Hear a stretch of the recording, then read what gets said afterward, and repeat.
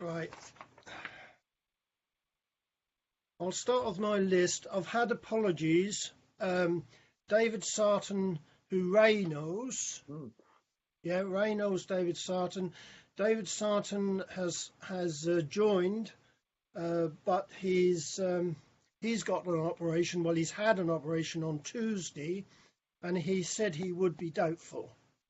Right. So I take it that's why he's not on today. Judith Scarnell, she's a new member. She might join the meetings in time, but she's a new member. Jennifer Allen, she requires help to get on. And no, so she's me. waiting. Oh, yeah, you're there. You're That's there, me. Jenny. That's you, Jenny. Jenny and Jennifer didn't go together. Sorry, Jenny. Sorry, Jenny. Okay. Right. So you got on okay, though. You said you were Yeah, having no problem. problems. It just said it said on the screen that there was technical difficulties. Yeah, but so it let me in. So. Yeah, so you're okay now. Right. Ray, I did put your apologies down just in case, Ray, but you're there. Chrissy McIntyre, son's birthday lunch today, has a new member, but he said he'll be on next time. And Bernard Stogden, we've got to try and get him on somehow. I'll have to set up a meeting with him, a one-on-one, and see if I can get him on. He'd love to come on, but he's having problems his end getting on. We now have 38 members of the fund. Good. So we'll come on there. So we're now covering, as long as everybody pays this year, we're covering the Blue Jeans and everything else. So we should be okay for the next year. We've got 291 Facebook members, so that's coming on leaps and bounds. The FEPOW community, I keep trying with it. I keep sending stuff to the FEPOW community, but I don't get much reply. So I think to be honest, I think it's dying a death. But the Facebook is going along a treat, and I think to be honest, it's a better communication than the FEPOW community because you can share instantly. So I think it's better.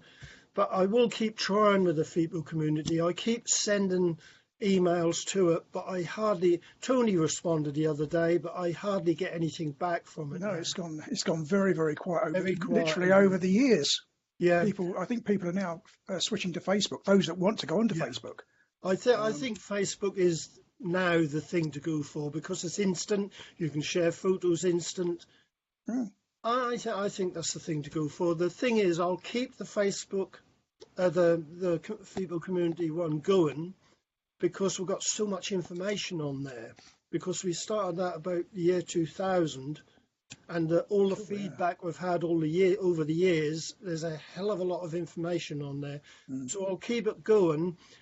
But Keith, if now and again, try and send it an email. Okay. So we'll try and keep it going, even if it's just for the backlog of information we can get off. So that's that. So there's we're supposed to have over 700 members on the FEPOW community.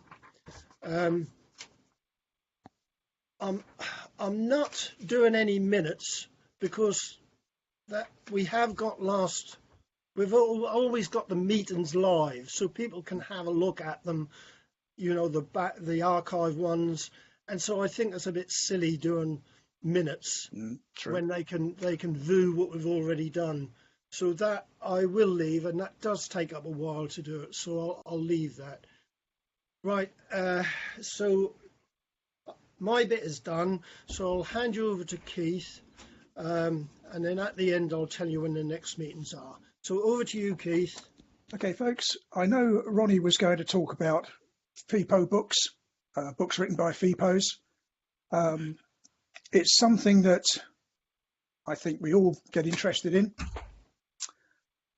some of the books have received a little bit of a mixed reception. I know the late Alistair Urquhart, his book did receive a very mixed reception. In actual fact, I had one person ask me direct, did this guy actually get rescued by the Japanese? Was he actually on the Kachidoki Maru? To which I said, yes, he was, because I had actually researched as the story for him way before I knew about the book. But as these books come out, you do get little bits and pieces crop up, and you think, oh, that's interesting. And one of them is this one, if you can see it.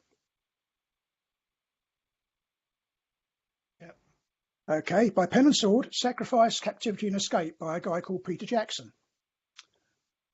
The escape bit got me very interested because he survived, which is very unusual for escapees. I mean, long story short, this guy was with F Force.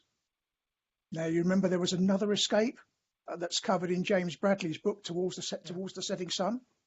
Well, these guys, I think, escaped before Bradley. And what made me interested in this book is that one of the guys died and Jackson didn't know what happened to him. So what I have done is I've researched Peter Jackson's liberation questionnaire, and in it is 14 pages of his diary compiled at the time. So that's online, so you think, right, fine, that's a good thing. But we're still trying to look for the other guy. There were 8 men in the party. I got all of the names from somebody who sent us some details to go into the photo albums in the FEPOW building at the National Memorial Arboretum. The guy was one, Ivor Evans, I think his name was one of the men who escaped. All of the men who escaped, bar one, were sent to Outram Road Gaol. It would appear on another one, I think it's Sergeant Bradley's liberation questionnaire. He tells us what happened to the man who died while they were free. Basically, he was suffering very badly. I now found out recently he was suffering from dysentery. Bradley said, well, look, I'm going to turn myself in to the Japanese. We can't go on. We're going nowhere. We're getting weaker. We've got no food. Do you want to come with me? And the guy said, no, leave me here. I'll die a free man. And that's exactly what he did. Bradley evidently did bury him. Bradley's brother was another one of those that was in the escape. And lo and behold, he died either in Outram Road Gaol or Changi Hospital of starvation and beriberi. So just one book, you can actually find the story if you search around hard enough. There's a number of books that Pen and Sword have published. Another one that interested me was a book called Healing in Hell by Ken Adams. He was a medic.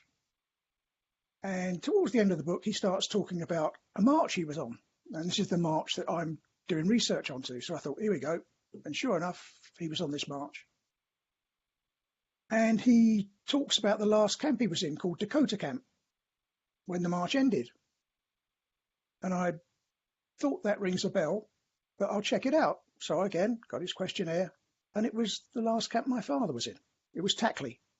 And they were building an airfield there. Japanese never used it, but the RAF did, to fly the prisoners out to Rangoon. So, Rangoon. So it's quite interesting, but you can still find bits and pieces in the National Archives at Kew. It's not a case of double checking to make sure everything that they've said is right, because that's not the name of the game. But the Jackson one interested me because he survived, and all of these guys were F Force. So again, they weren't under the Thailand Command, they were under Malaya POW Camp Command, as indeed were the Bradley Escape Party in Towards the Setting Sun. I think it was Wilkinson was the CO there. There were 10 of them that escaped, 5 were recaptured. None of them were executed. They were all sent to Outram Road Gaol and given life imprisonment or whatever. And that ended when Japan surrendered. So that's the first thing I've been doing. The other thing that I've been doing. A friend of mine has given me a load of old FEPOW Club newsletters to read through, and these go back to the 1990s. And reading through them, it's incredible that these guys were fighting for compensation far longer than I think any of us realise. Whether, probably better be careful with my words here, whether the British government were shamed into awarding the £10,000 gratuity, I have no idea. What I do know is the Canadian government awarded a £14,000 gratuity for their FEPOs, followed by the Brits, and then I think followed by the Australians. But the Canadians and Australians had a very, very good package for looking after their veterans, far, far better than the British have. They do get a lot of benefits, I'm pleased to say, which they're fully entitled to. The only thing that I think was a little bit upsetting, whether it's true or not, I don't know, was Ian Dennis Peake, when he wrote 1/14 of an elephant and was getting royalties from it. Some bright spark in the Australian government stopped his benefits. Now, whether that's true or not, I honestly don't know. It was something reported to me by the Malayan Volunteers group, so it was some time ago. Not all the FEPOW clubs were united. The Japanese Labour Camps Survivors Association certainly wasn't within the main National Association of FEPOW clubs. They came away from it. They were fighting continually in Japan. I don't know how much it must have cost them in terms of lawyers' fees. But Arthur Titherington, who headed it up, was fighting and had been fighting for years for compensation and getting nowhere because the Japanese point blank said, no, this was all sold at San Francisco conference, end of story. We're not paying you anything, basically.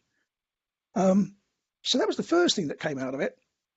And then there's other bits and pieces you pick up, like the discovery of the gun tunnel in Johor, or Johor Battery Gun Tunnel, and that was 9th Coast. But there's evidently another 7th Coast gun battery tunnel found at another site. And this is going back into the year 2003, 2004. I knew about the Johor one, but not, I think it's, I can't remember the name of it. I can't remember the name of it. I'm not even going to try and say it. So you start picking up snippets of information like that, and it all just adds to the knowledge, really. I've only just finished one club's newsletters. That's the Shrewsbury Club, or Shrewsbury Club, depending on where it come from. So I'm going to copy some bits and pieces out of that, and then see where I go from there. And I think that basically really is all I've got to say. Yeah, which is probably enough. Yeah. Well, I obtained a load of FEPOW magazines. My dad had some newsletters. My dad had some, but a lady got in touch with me last year, chap, and I put his page on the internet on the Roll of Honour, Chapman, and she sent me a whole bundle of stuff after he died. So that included a lot of FEPOW newsletters, and then my dad had some, and Arthur sent me a load as well. That would be handy if we just got some of this information, Keith, and put it on the website somehow. Okay. Well, I think that would be interesting. I mean, some of them are quite good with maps and everything. Mm. But no, I think that would be quite good. But Martin, you sent me something during the week, didn't you? Or sent the group a message. That was you, weren't it? Yes. With that was very interesting. The link to the Dutch archives. Yeah, that was really good. Yeah, there's lots of information. Yeah, and there's lots of references to war crimes in Singapore, and also associated crimes with Thailand. The link I sent was the reference to the Japanese report on the Thailand Burma Railway, which it's their report, and it's interesting to read from their perspective, and how they built the radio. how they built the Yeah, railway. exactly. Yeah. Yeah, exactly. Yeah, and like we all know it was quite an incredible feat of engineering, Yeah. and through the terrain that it was, and so yeah, like, it's interesting reading. But there's lots of other valuable information in that archive, and just go searching by various keywords, and it's amazing some of the reports that actually come up. They've got some of the reports that are held elsewhere. They've actually got duplicate copies of them, but obviously, being a Dutch archive, they've obviously got some really valuable information from Dutch POWs and Dutch records, which are actually transcribed into English. So it's worth having a poke around in there for a while. Yeah. And Because so, I've picked up a But couple of inquiries for people looking for Dutch, Yep. Dutch looking for Dutch, and they're asking the English, Right. have you got our Yeah. records? So it'd be worth having a look around there. that's Yeah. interesting reading it though, But Keith, it's because some of the stuff in there, particularly from the Japanese command, talking about what happened in their camps, make you smile. I mean, some of the things they're talking about, I mean, what they did and everything. I know that was a great feat of engineering. Of course, we said we wouldn't even attempt it before the war, because we'd lose too many lives. But they weren't really too interested in that, were they? Because they had loads of prisoners, so that was easy for them to go ahead with it. But I found it very interesting, Martin. That was a good read, actually. Although a lot of yeah, it no, was although a lot of it was rubbish, that was a good oh, read. absolutely. I mean, you got to sift through it, sift through it, and Yeah, pick out all the yeah, interesting bits. But yeah, I've got a research friend in the UK who specialises in war crimes. So he sent me he put me onto it and sent me the link. And then the more you go fishing, the more that you unearth. yeah. But the bit on there about Wilde, because Wilde was mentioned in that quite a bit, Oh, wasn't yes, he? yeah. And Arthur Arthur Lane, It was Arthur Lane. Arthur Lane. He insisted that Wilde was killed because of what he was saying at the war crimes trial, because his plane crashed into it. Crashed, yeah. He just insisted that the Americans actually made sure that the plane didn't get there. And oh dear, The great conspiracy theory. Yeah. yeah, he was really, really strong on that. I'll have a look for that link, because that would be interesting. I can't recall seeing it, so if I haven't got it, Ronnie, I'll give you a yell. Yeah, if you have a look go into the secure pages. Oh, right, good. Okay, yes. Go to the group bit at the end. Right, the people group, that's in there. Right. Martin put it in there. That's a handy group to use, actually, because nobody else can get in. So it's just us who can go into it. And I think we ought to use it more.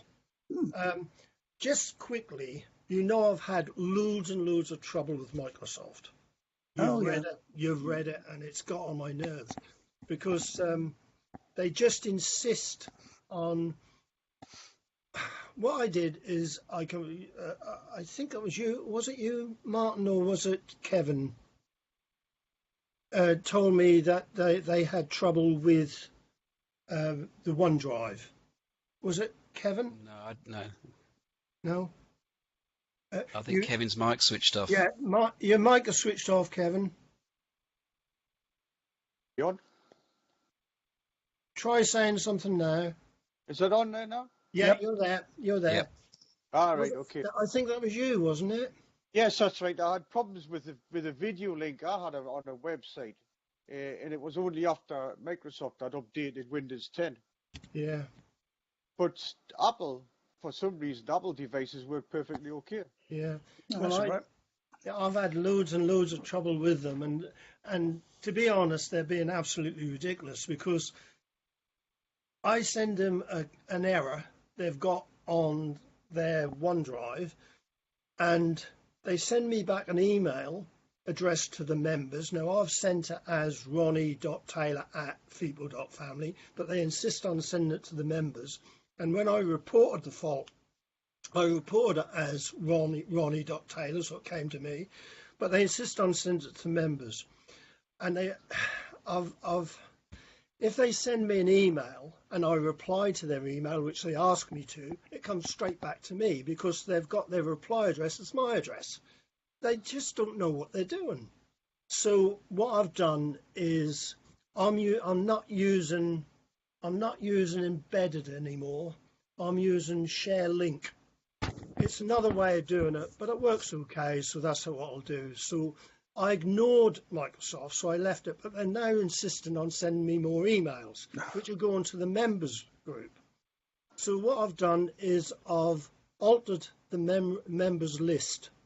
Now I've altered it just to list at FEPOW.family.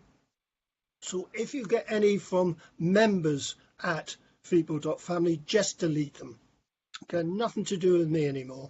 You shouldn't receive any more, because today, what forced me doing it, they sent me a secure code to the members list. So you'll all receive it, but just delete it, because it's they're just being silly. So now, from now on, the list will go from list at FEPOW.family. So anything else, members, just delete. I'm sorry about the inconvenience, but I just can't get there with them. I'm just banging my head against a brick wall. About 8 emails this has cost, and I've put it in big letters right across the top, capitals in big letters. Do not send to members at FEPOW.family. And they insist. They can't read what they're getting. Walter said that it's mechanics, their end. But it's not. Somebody their end has got to read an email to be able to work on it. Computers can't do that. No. So somebody up their end isn't doing their job properly. I mean, you know, Keith, how long I've been in computers. I used to build them, I used to repair them, I used to program them. So I know what I'm doing, but they don't seem to know what they're doing. No. I'm not perfect, but I know how to get by. But I mean, our business was going 37 years, so I know what I'm doing. But there again. So from now on, list at FEPOW.family. I've put all the members in that list and taken everyone out of the other list except for me. So anything that go to members will come to me. Okay? So that's that bit. I do apologise. I apologise for actually telling them they had an error on OneDrive. But there you go. You can't be the other end and sort it out for them. But anyway, so sorry to stop the conversation, but I thought I'd just have a word about that. I'll let you carry on. I'll just have a quick look over here. Just carry on. Yeah, okay. On the Dutch side, I've got a contact who works for the Dutch Red Cross. So it's somebody up at, oh yeah, yes. If I say something, I'll come up on the screen. But you can see that's Remembrance Service. He sent me loads of these. Yeah, that's Don Few's old club, isn't it? Or the late Don Few's club. There was a report written on the Thai-Burma Railway by a Dutch lieutenant colonel. He was the senior rank, I think, on the railway, Lieutenant Colonel Warmenhoven. And it is a very, very good detailed report. If you can get hold of a copy of it. I know the Thai-Burma Railway Centre have copies because they published it. If you look in the British Archive, you've got some desk jockey in Whitehall saying, you may not want to pay much attention to this report because it's not written in military parlance. Hang on a second, you've got a Dutchman writing probably one of the most accurate reports on the railway in English. What's not being in military parlance got to do with it? And it also covers what happens after the railway. So these are the parties going along looking for the camps, why the railway was ripped up by the Thais after Nam Tok. So he covers the accident there. The taking up of 10 kilometres of line in Burma. He covers that. So the British didn't rip up all the railway in Burma. They ripped up 10 kilometres because there was a lot of black market trading going on. Certainly to do with the currencies, because the Burma currency was stronger than the Thai currency, so people were making a fortune. So the Thai said, look, we want you to stop this. And the only way they could do it was that they had to take the track up. But whether the rest of the track is still there, I have no idea at all. I think it's something that you get it on Facebook as well. There's still people after all this time looking for information. It's quite incredible. I mean, it's not always about, if you like, their next of kin. I mean, I've picked up one. FEPOW get a fair number. One was a photograph. Can you identify where this was taken? Fortunately, yes. Thank you, Lieutenant Colonel Dunlop. It's in your book, or it's in his book. Another one was something that was on the FEPOW website about some dog tags discovered in Japan. And I've now got the daughter of I think it's the daughter or the granddaughter of one of the FEPOWs. She's going to Japan. Who could she talk to about that? And where are they? And could she possibly obtain her grandfather's one? Nothing on the FEPOW website about who to contact until you pick up one of the FEPOW newsletters. It's got the contact name, so I can now answer that one. Though we do get asked some very, very strange things, but just trying to help out where we can. The last one I got during the week was Tessa. I should think you've all read about it. The FEPOW memorial site finished, and if you try and go into it, it's suspended. And Tessa had her father's audio files on the site, and she didn't have a copy, and so she thought that was our site, took over from it. So I said, no, I'll try and find out. I've had loads of help because you know, you have so much to do, don't you, Keith? I've been so busy trying to sort, because this time of year we always get a lot of questions, you know, memorial questions, and so you're going mad on trying to answer everything, getting web pages on and everything, and I didn't have a lot of time, but I did get some good results back. Someone on Facebook said, and Tony Banham said, give me the details. D. Jennings, 1 Newmarket Road, Wyndham, actually registered the site, and that isn't due for to be renewed till 2016. So that's just been suspended. And then somebody else said, try this archive site, and they archive all the old pages, and that actually was on there, but not the audio files. So I had the pages but not the audio files. So from the pages I managed to tie in that was belonging to the Wyndham FEPOW Church, which is still of course going. So I got onto their website, and Peter, I emailed Peter, and I think her name was Sheila. I emailed both of them, and I got an email back from Peter who said he'd try and get Tessa's files for her, which is brilliant. So as a good result, she must be chuffed with that, because otherwise they were her father's files. So so that was a nice outcome this week. Yeah. It's nice when something like that happens, isn't it? Yeah, it is. That's nice for Tessa, because to lose your father's... She said that she used to give the address out to all the grandchildren so they could get in to listen to the granddad. So that would be nice. He was 15. He was an internee in China, in a Jap camp. All right. He was only 15 at the time. So that was quite interesting, actually, because...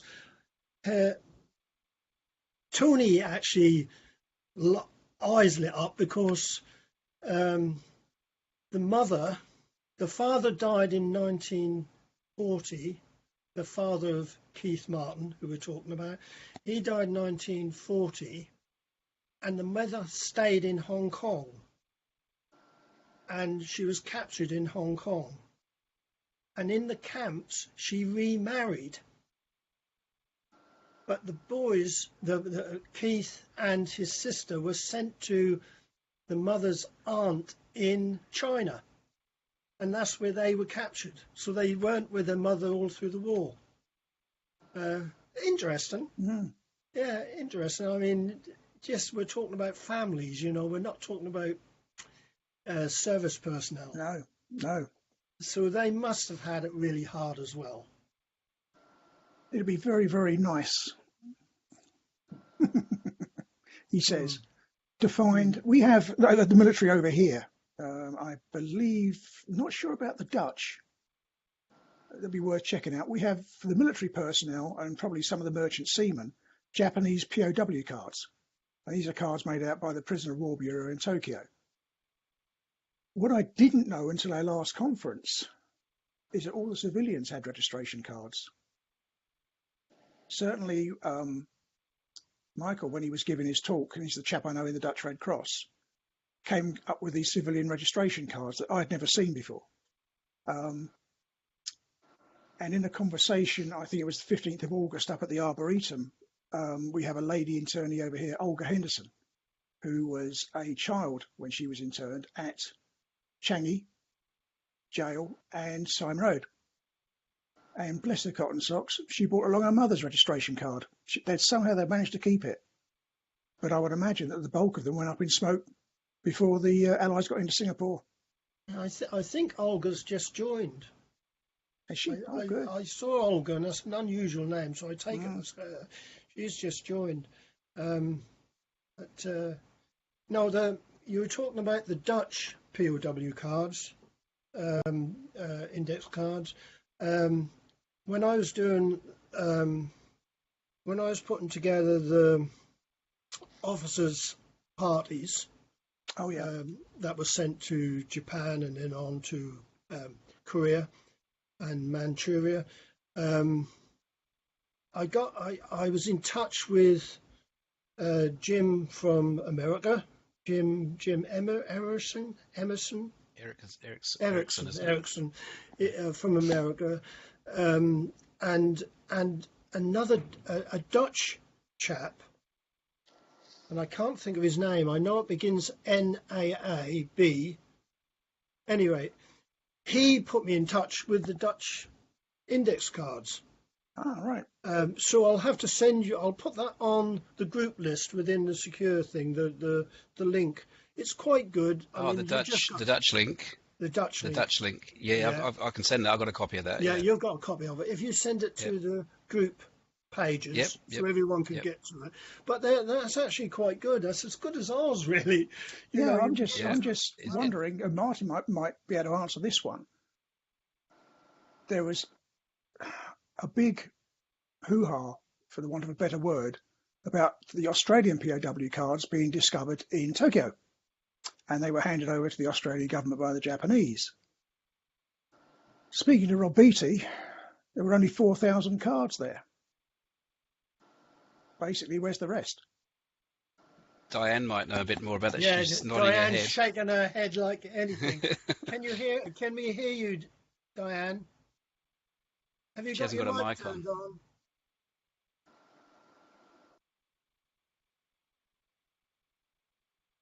Your mic should be on, Diane, but we can't hear you.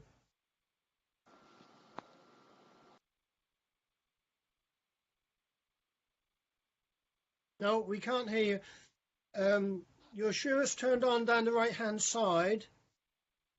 Yeah? No, we're not getting your sound. Did we just hear you say something? No. No, we can't hear you, Diane. Sorry. That's a shame. That's a shame. Well, the only information that I've got relating to the Australian index cards is the same as what you've got, Keith, and that was what Rod told me. That, there's a lot missing or withheld. Yeah. Shame. Yeah. There's no reason they should be withheld now. But no, you wouldn't have thought so. But well, no, even the Sandakan cards, you get those, and they don't even show the guy's died. And with the British, and they've got a stamp on the back, 2 lines saying basically, we never got any information from the camp, and the camp should have told us, and they haven't, so we can't fill these cards in.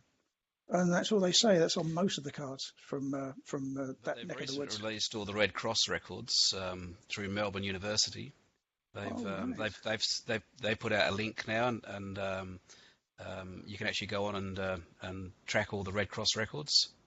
And some of those have bits of information around service, length of service, and things like that. And then when they became a prisoner of war, and there is some basic information around locations and things. So it's another link. It's a good timeline for dates, though. That's another link you can add. Yeah. Well, I actually think I saw that. Well, I picked it up off. I'm pretty sure it was someone who put it on FEPOW or referenced it through FEPOW. All right, I'll have a look at that site. I looked into it, and I found, and because I haven't got Australian relations or within the FEPOW community, so I had a look at Andrew Snow's father, and found his Red Cross records. Yeah, so you can access. Right, that's interesting because I've got somebody who emigrated to Australia in the late 20s, left his family behind. They were going to go over and join him. Between the family wanted to go over and him being in Australia, the marriage failed. So the family never went over. And he joined the Australian Army, was on the Thai-Burma Railway where he died. And we've been asked, would we do a memorial page for him over here, as he's got no relatives at all in Australia. He never started a family or anything at all. So that, again, is something I'll use those Red Cross records just to see what I can find on him and supply it back to the family. Because the daughter is still alive. Right. It jogs my memory now how I got why I followed it up, because I remember it said in the it was either on Facebook or another chat room site I saw it on. But what they were saying is that if you have looking for British who ended up in Australia after the surrender, the Japanese surrender, because we know that a lot of the guys from Japan ended up in Australia to convalesce. Yeah. And I've been trying to track a bunch of guys down who ended up in Australia, and I've never been able to work out exactly how they got there and how they got home again. But I've actually tracked them down because I've looked through newspaper archives, and I've actually found newspaper entries to say, safe in Australia. So I know they were in Australia, and then I've been trying to track down what camp they were at, and it turns out most of them were in Melbourne. And so when this person posted the link, they were referencing the fact that you might find a lot of British that have records, but I didn't find any British whatsoever. But yeah, all the Australians are there. All right. As far as I can see. So if you reference any Australian names, they do actually come up, which is quite useful. Right. The other thing, just saw got recently was a friend of mine I work with. His parents, grandparents, all served at one point or another during the wars, and so he's pretty interested in all the research I've been doing, and he knows that I focus heavily on the war in the Far East.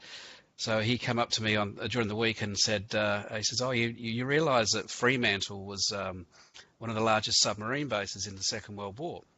And I said, "Well, yeah, I've heard a bit about it." And he said, there was a documentary made about it in the mid-90s, in 1995, which was aired on TV. It was called Secret Fleets. And he happened to have a copy on VHS, which he'd copied down to DVD, and sent me a copy. So I had a look at it during the week, and it's a 55-minute documentary. It's really basically the story of the American submarine fleet. When the Japanese were pushing into Java, the Americans had to get out of Java, and they came to Western Australia, and they first came to Exmouth, and they discovered that the Gulf of Exmouth was uncharted waters. There was a line on the chart, and there was no charted waters inside the Gulf at that particular point. So they decided, well, we're not going to go in there. So they went down the coast to Fremantle, and apparently there was about 90 submarines in Fremantle Harbour, Sure. and they set up base in Fremantle, and then of course consequently Darwin was bombed and Broome was bombed, and then there was a fear that Perth was going to be bombed, so they actually, oops, one moment, so it's come up. So they actually transferred the whole fleet down to Albany overnight, and went down to Albany, and they did all their torpedo training exercises in Frenchman Bay in Albany. And of course, we all know also Albany is the point where the Gallipoli fleet left from all those years ago, so it's quite significant from that point. And so they spent a period of time in Albany, and then they went back up to Fremantle, and then they started to send the wolf packs out of Fremantle up to the South China Seas and Pacific to hunt down all the Japanese transports, and hence, as we all know, they're the transports which were carrying the prisoners from Singapore up to Japan and Taiwan and so forth. And they talk about the wolf packs of June 1944 and leaving Fremantle, and yeah, and lo and behold, that was the fleet of submarines that went and sunk the ships that we all know about. So it's quite interesting, and it's done really as an occupation of Fremantle by the Americans for a period of time, and how it changed Perth and Freo for that period, and and then hence when they left after the war, how quickly it sort of reverted back to how it was. It was just became a Sleepy Hollow once again. But it's pretty interesting, and some of the footage is good. It's colour footage, and it's actually showing a lot of the American subs with the crewmen on board, and so yeah. Look, if you want me to send you up a copy, Ronnie, to put on the OneDrive, I can do that. Please. But it's I mean, it's not directly associated with with the Far East, but it is linked because obviously that's. Yes, where all the subs came from, yeah. And it's quite a nice story too about Perth, and how the Americans came and robbed all the local girls, and how upset all the local lads and bits and pieces like that. So, and some of the actual footage is great of Perth, of how it was in the 1940s. Some of the beach scenes and all in colour. Yeah, it's amazing. But it's amazing what just pops up out of the blue. Yeah. Can I just have a quick... Diane, put your thumb up if you can hear me. Thumb up if you can hear me. Right. Can you see your speaker to the bottom right-hand side? Your speaker icon? Yeah. Double left click on that.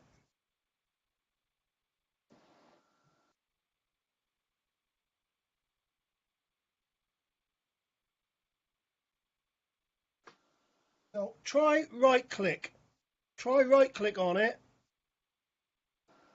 and then recording device. Click on recording device.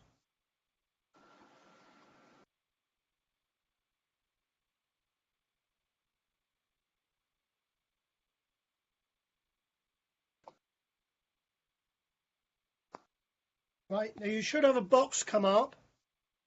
You should have a box come up. Right, and you should see your microphone on there. Right, double left click on your microphone. Double left click on your microphone, and you should have up the top general, listen, levels, advanced. No? I think you might have your mic switched off.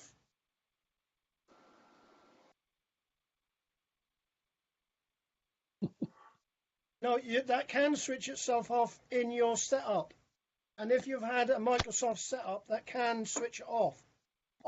Mine switched off the other day. what you've got to do is get to the sound recordings and see if your mic is switched off. Okay? That's the only way I know of getting into it. Left click on your speaker. Right click on your speaker, left click on recordings, and double left click on your microphone. And then up the top you'll have listen and levels. And if you go into levels, your microphone might be switched off. No, I have a go at it later. But we can see you, and you're still pretty. Everyone up if she's pretty. Yeah, we all say you're pretty. Right, sorry to interrupt. I was just trying to get Diane's sound on. Right. You were talking about Arthur Tetherington, Keith. Yeah, Japanese Labour Camp Survivors Association. Yep, that's the guy. Kinkansaki. Yep. He wrote the book Kinkansaki, which is absolutely brilliant. Yep, true. Got that. Yeah. So that's worth looking at. And the one I read last time on holiday, not this last time we were away, but the time before, was Railway. Oh, yeah, got that one. Yep. Absolutely brilliant. I thought that was really good. That's as good as John Coast's, I thought. Mm. That is a really good book. This is what we were talking about, Keith, that books that the POWs writ, particularly the ones that were written just after the war, were a lot better than the ones now, because they wrote them when things were fresh. That's why I like John Coast's book. Yeah, very much so. 1946, brilliant book, because he wrote it when things were really fresh. I mean, I put on I put on Railway of Hell before he actually wrote the book. And he went to America and he saw Mary in America, and they went to see the submarine that sunk him. Oh, yeah. And they made him welcome, and he was ever so chuffed because of that. But I found it, I mean, you met him as well in Yarmouth. Oh, yeah, very much so. He was a lovely old boy. Yeah. He was a really nice old boy. He could really tell a story, and he used to go around the schools telling people about the Japanese POWs and what happened to them. He was a really nice old boy, told a really good story. But when I finished it, I mean, I started writing it in 2007 when we had that meeting, because I found him so interesting, and we had loads and loads of conversations, emails, and then I put the website together with his story on it, and right at the end, if you notice, I put part 2 to follow. Well, part 2 turned out to be his book. Right. Yeah, so I never did get part 2. That was his book. But Mary in America is really friendly with him, and oh yeah, they were very, very close. Yeah, they were very close, because she wasn't that close to her father.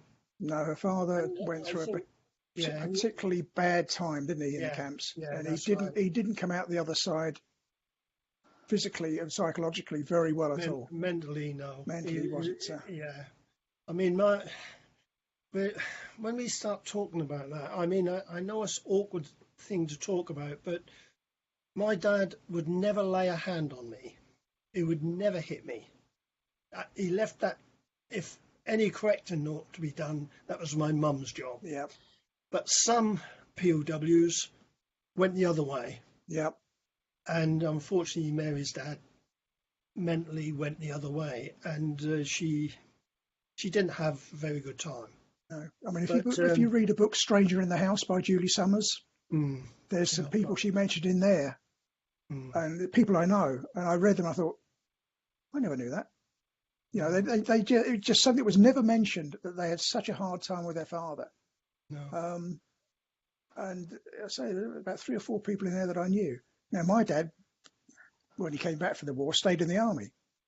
And no, he would never lift a finger unless it was you know, the last resort. And my younger brother was always pushing the envelope without fail. You know, if anybody was going to have a little chat with Dad, it would be him. But no, Dad wasn't a great one for physical punishment at all. But I think he stayed in the army, so I think maybe that helped him get through the worst. I know certainly he had tropical ulcers on his legs, and they broke open. I think it was about in the 80s, because the local GP hadn't a clue what was going on.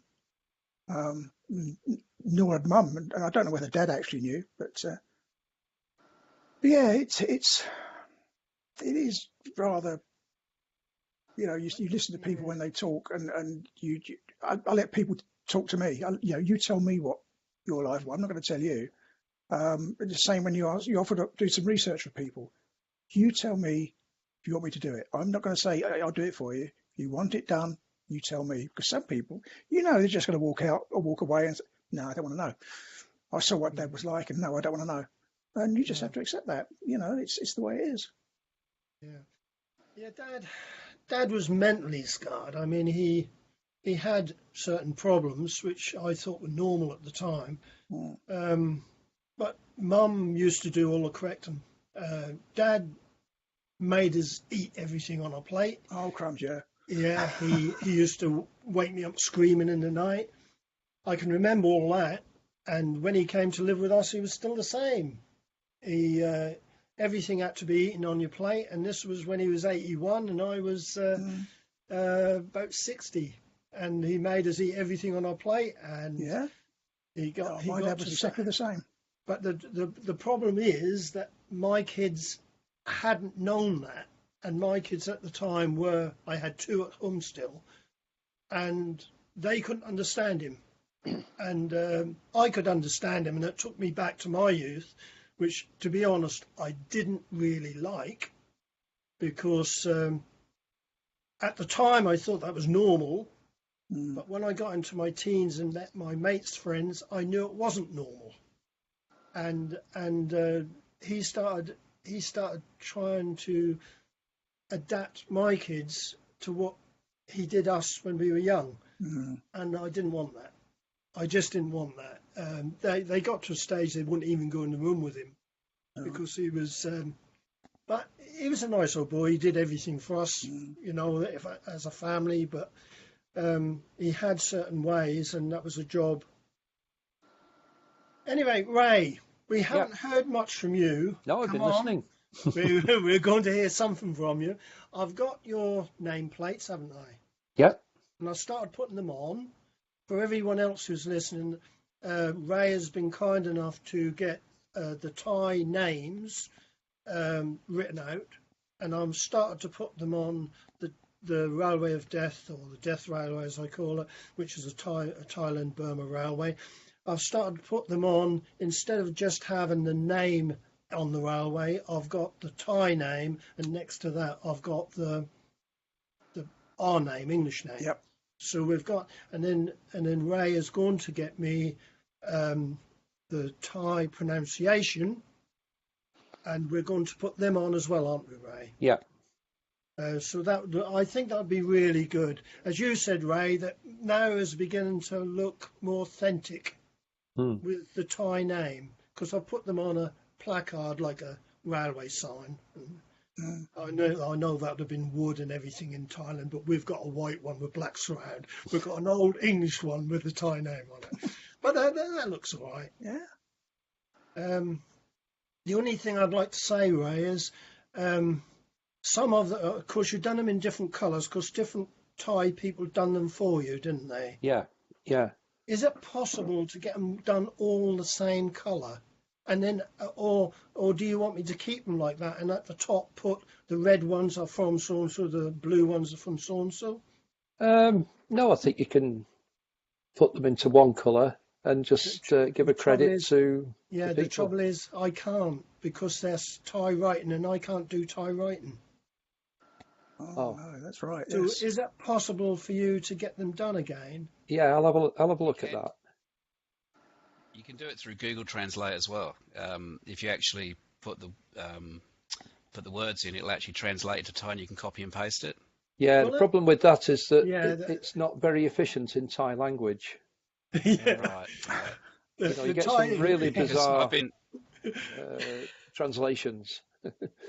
Yeah, I've been yeah. using that technique just recently with searching Japanese Google by actually picking up keywords in English and then converting them into Japanese and then putting them into Japanese Google. Yeah, And yeah, that throws up some interesting results. yeah, Well, it must do because I mean, if you take the Japanese POW cards, that's written in inverted commas historic Japanese. There's not many Japanese today who can actually read them. The yeah. guy that read mine was at the That's right. Yeah. Embassy of Japan. Actually Well, they've wrote got to lots them of and said, Chinese characters in them. yeah, Yeah, that's right. right. Yeah, it's a Yeah. right Yeah, mix. that's a good point Yeah. because I've got some documents written in historic Thai, and my wife can't read them. Oh, right. Oh, it's Oh, not just the and Japanese then. and Ray, you said your wife was going to the funeral. The Oh, funeral? yes, the King's funeral. funeral. I Oh, watched it. Watched everybody it went on to the the funeral. news. Yeah, watched it on the news. Absolutely brilliant. Yeah, I mean, Yeah. the display was absolutely fantastic. What did yeah. she say about it? Well, she didn't go to Bangkok, but everybody went somewhere because of the king was held in such high Yeah. esteem. She went to she lives in a small village in what's called an ampur, and the main town in the ampur is called Don Madang, similar to Don Muang, the airport. Mhm. And she went there with about a few thousand other people, and they watched it on big screens. And she was there for 6 hours. But yeah, I think a lot of people were sort of matter of fact about it in the end because it's been going on for about a year, and Yeah, a year later. So how yeah. did they keep the body? Well, they have when people die in Thailand, they have refrigerated coffins, Oh dear, oh dear. and Yeah. you lie in state in the front room for any time, 3-4 days, and the usual thing happens. Everybody comes round, and the men sit round the table drinking beer and playing cards, whilst the women prepare a lot of food. And that goes on for 3 or 4 days, and then they have the funeral or the cremation at the temple. But what we were talking about in your email to me, be careful. Yeah, Yeah, be careful what you do because they're very tight over there, aren't they? yeah. They Oh, have yeah. this lèse-majesté rule, which Yeah. states that you can't say anything against the royal family, No. criticise them, and even the government to some extent. So One I thing think I was told, Ray, when I went to Thailand both times, is never ever mention the film The King and I, all right. because the Thais, it's a great insult. Yeah, Mm. yeah. You have to be careful, Yeah. and I think that in some ways has restricted a lot of the history of Thailand. I've been doing a lot of work on how Thailand got involved with the war with the Japanese. The period from there was a revolution, a coup d'état in Thailand in 1932, and the gang that were instrumental in the coup d'état were called the promoters, and out of that the government formed with the Prime Minister Pridi, who was instrumental in talking to the Japanese and negotiating the rite of passage. But when you dig down a bit deeper, some of the stuff that I've got says that Pridi was a dictator. Now you don't read that in the popular books, Mm. And he had a big argument with another chap called. Oh, sorry, I've got the words. I always get them mixed up. It was Peeble who was the prime minister, and he had a big argument with his finance minister Pridi, who was against the Japanese coming into Thailand. And Pridi started the Free Thai movement, or what's called the Seri Thai. And then there was links back to America and links back to the UK with Thai people that were at universities or resident in those countries, and they got together to get the free tide movement working, to sort of get credibility at first, because there was an unusual situation where that Thailand was officially at war with Great Britain. Mm. They delivered the declaration of war to America, but it was never received. And at the end of the day, they all said it was false anyway, because Priddy, who was sacked as finance minister when the Japanese came in because of his he didn't like the Japanese, so they sacked him, but they made him a regent to the exiled king. You still with me? Yeah, yeah. It's very complicated. Mm. And where was it? Yeah, so Priddy, he started working on the free tide movement, and had to convince the Allies, the Americans and the British, that Thailand was worth backing. Mm.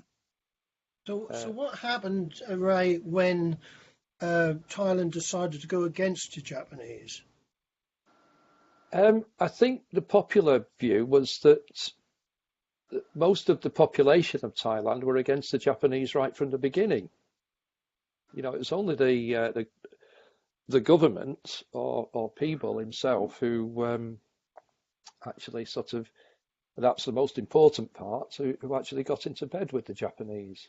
Because Dad was really, he said the Thais were so friendly and Yeah. would help them all they could. Yeah. Mm. So I think it was right from the very beginning, that the Japanese were not very well liked. And I think there was some of the Japanese were accepted by the locals. I know a chap in one of the villages near where my wife lives who remembers the Japanese. The song? The song, yeah. Yeah. Yeah. You put the video on Yeah. the OneDrive. So Yeah. anyone who wants to hear this song, look up the OneDrive. Yeah, That's a chap there called Nikom, he was a young schoolboy then, and he got on really well with the Japanese. The small garrison of about 15, 16 Japanese soldiers in his village, and he got on well with them. But gradually, the Seri Thai got more and more popular. It had to be kept. How on earth they kept it away from the Japanese, I don't know, because it was a secret society. But how the Japanese didn't get more information about it, I really don't know. But gradually, the SOE, Force 136, and the OSS from the Americans, they were more confident that the Thai people could get together as a guerrilla force, and then started to finance and arm them with weapons and training, and various parties were sent to various locations throughout Thailand to train them up. And one interesting thing is that if this isn't complicated enough already, the OSS and the SOE were fighting each other. Yeah. Not literally, but they were No. arguing Yeah. about who should do what. So it was only really from about March 1945, sort of very, very close to the end of the war, where the Allies, through the SOE and the OSS, infiltrated behind enemy lines into Thailand to train them up. And the idea was that Mountbatten, who was the Supreme Commander, was planning a D-Day type, I'd use the word loosely, D-Day type attack on Japanese positions in September 1945. But of course, the bomb or the bombs Stopped all that. stopped all of that, Yeah. and then the role of the behind enemy lines, particularly the SOE, changed from being training up the Thai people to attack the positions to liberators. And in northeast Thailand, where Ubon is, the bit that I'm researching, the chap there was Major David Smiley, and he did a tremendous job in converting from attacking positions to liberating the Ubon camp, because that was the only camp in that area of Thailand a prisoner of war camp anyway. We've mentioned this before, though, Ray, that in a way that was a good thing they didn't attack, because how many prisoners would have survived? Yeah, yeah. Well, we don't know, do we? It's No, we just don't know. I mean, they did it in Sandakan. The Japs did it in Sandakan when they thought the Americans were going to land at Sandakan. They actually killed 2,500. I think although, as I've told you before, I was banned the bomb in the 60s, the bomb did get our father's home. Although it caused a lot of death amongst the Japanese children and women, but that did get our father's home. yeah, So you've got to weigh one against the other, really. yeah, I think in a way the bomb was, in the end, the best thing to happen, yeah, because it did save a lot of lives. Well, it saved Japan as a nation. Yeah. You know, and it was a Japanese historian recently that said that. He said, if we look at it properly, it saved Japan as a nation, because they were determined, the military were determined, they were going to fight to the last man, woman and child. And the invading forces would have had no option but to take them out. Well, they're now going along a completely different line now, Japan. They won't have any nuclear deterrent on their land. And they are now going along a new line of what they had. The Bushido attitude is now gone. But, you know, it's at the moment they're in a bit of a situation, aren't they, with North Korea? Yeah. Yeah. Well, They just haven't going back, Excuse me, everyone. I'm going to have to sign off. I've just been told dinner's ready. Yeah, right then, Martin. It's That's good gone to see 7 you, o'clock Martin. here. So. That's good to Right. see you. Yeah, and you, yeah.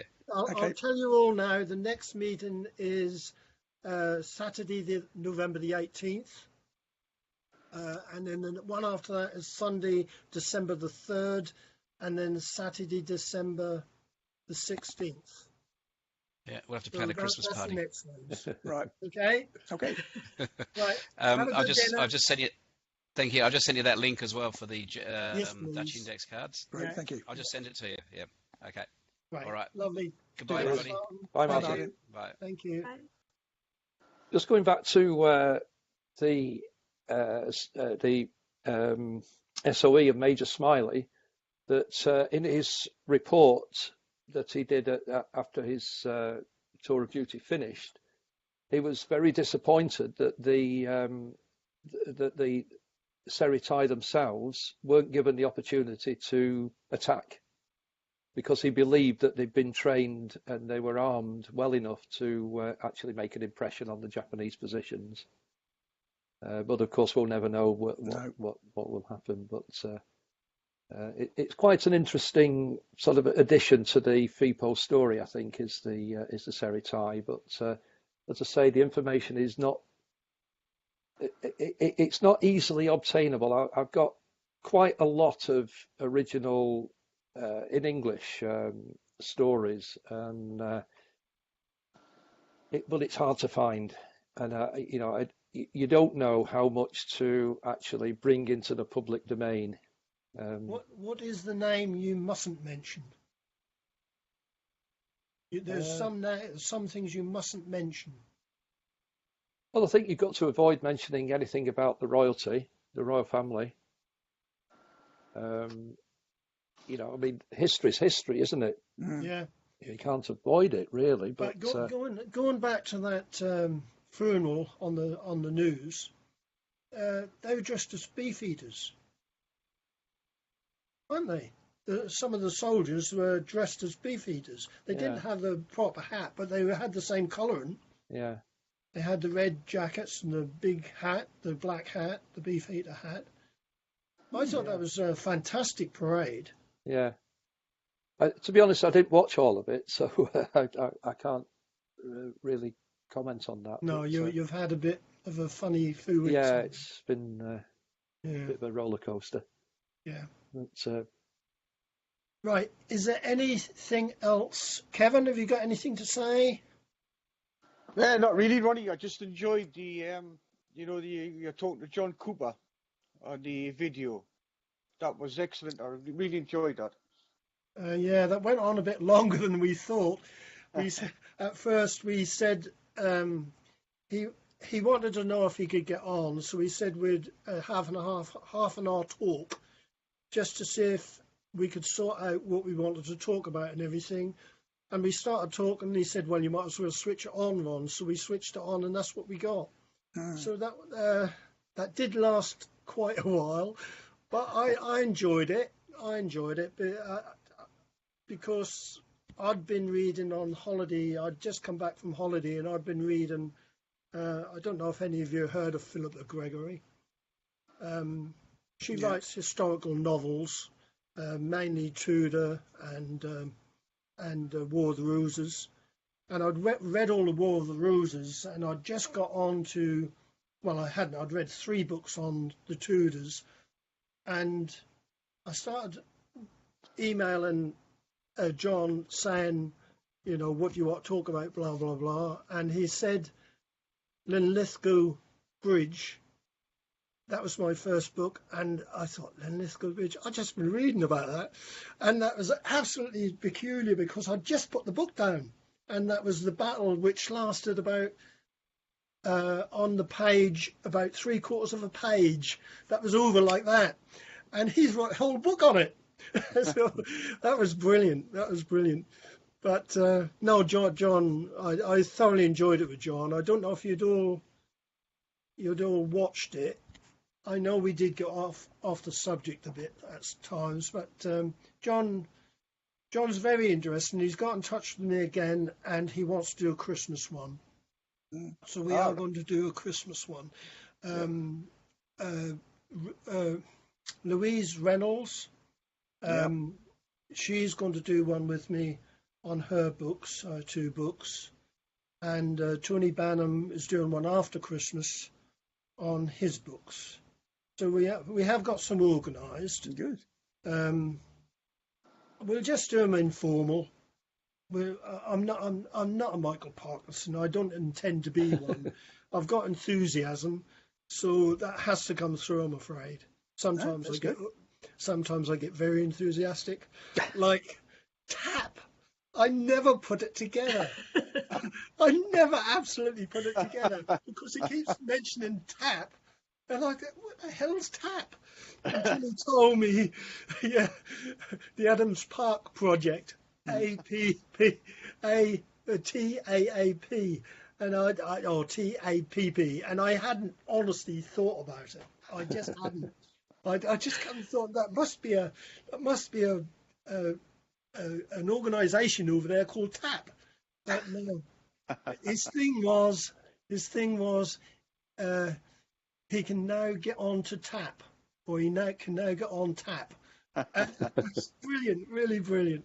But anyway, I hope you enjoyed it all. If you all saw it.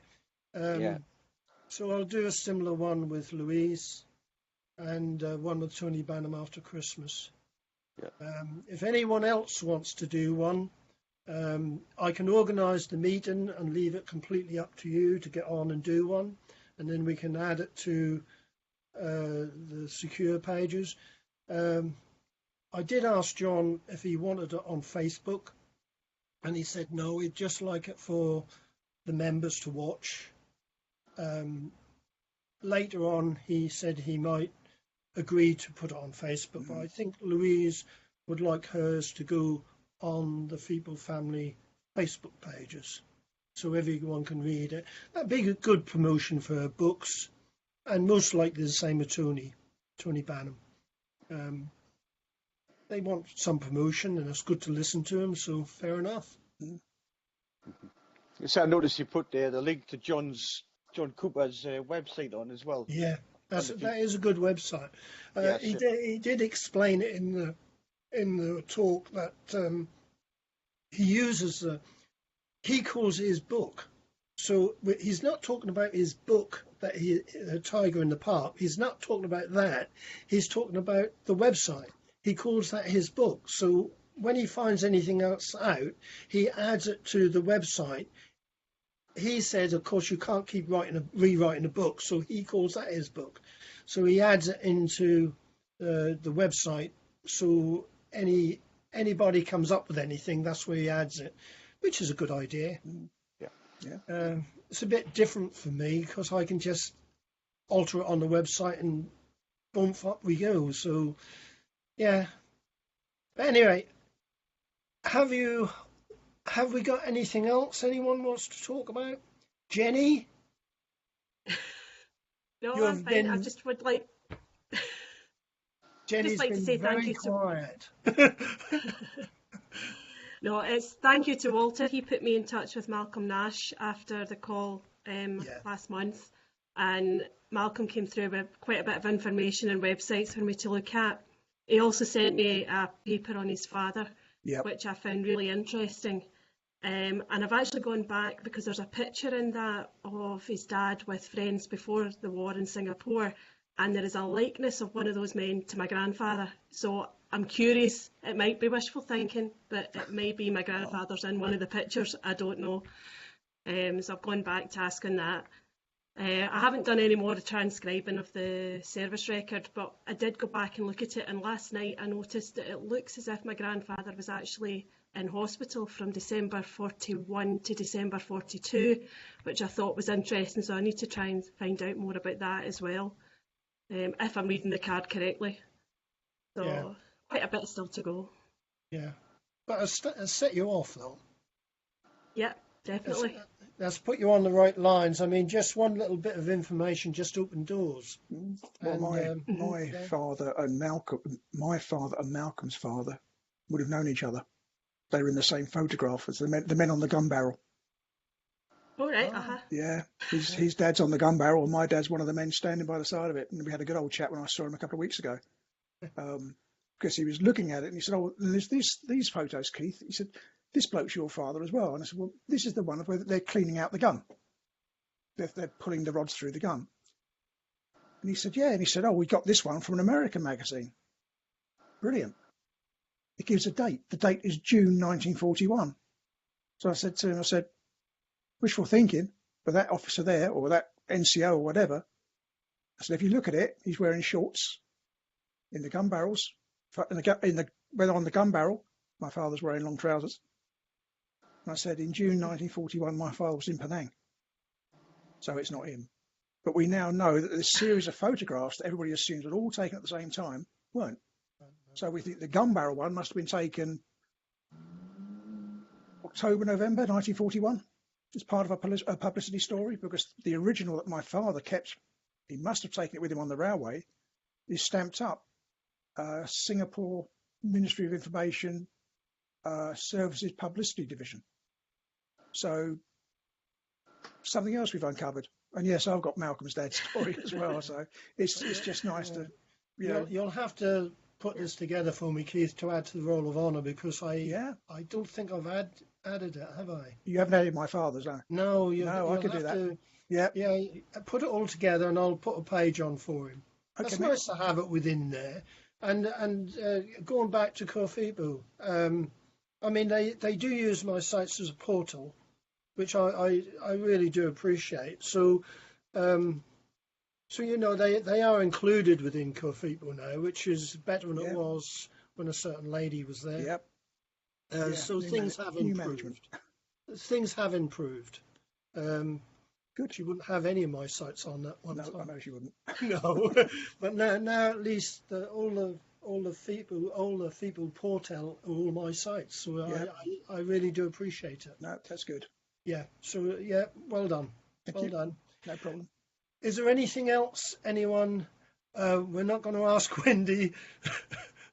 If you stay on after we've talked, Wendy, I'll try and get you on. If you stay on when we've talked, I'll try and get you on. Is there anything else anyone wants to come up with? No. No? Are we all okay? Yep. Has it been good? Yes. I've enjoyed it. Yeah. It's been good listening to other people and getting some information. Okay. So we'll end it there. I thank you all for taking part. it's been very interesting. I've enjoyed it, as well as I enjoyed the meeting with John Cooper. I thoroughly enjoyed that as well. Just listening to him talk about different things was really good. So if you haven't listened to it, please do. It took an hour and a half, so that is quite long. But when you get to the Scottish bit, you can fast forward if you wish. To me, that was interesting. But there you go. That would be interesting to you, Wendy. Not Wendy. Yeah. Jenny. Diane. Jenny, I can't hear. I'm talking to Diane on the emails.